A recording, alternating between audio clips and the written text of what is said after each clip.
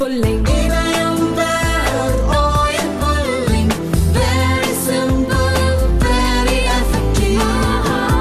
America சென்றிருந்த பிரதமர் மோடி அதிபர் டொனால்டு டிரம்பை சந்தித்து பேசினார்.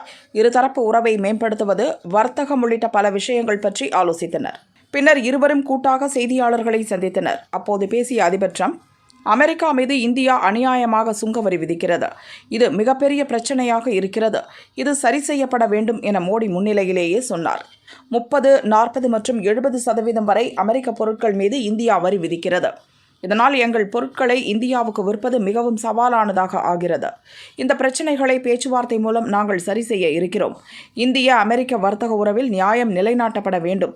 இதை மோடியும் ஏற்பார் என உணர்கிறேன். வரி விதிப்பில் இந்தியாவுக்கு சலுகைகள் வழங்கப்படுமா என்ற கேள்விக்கு பதிலளித்த ட்ரம்ப், அமெரிக்காவை பொறுத்தவரை உலகில் அதிகம் வரி விதிக்கும் நாடாக இந்தியா இருக்கிறது.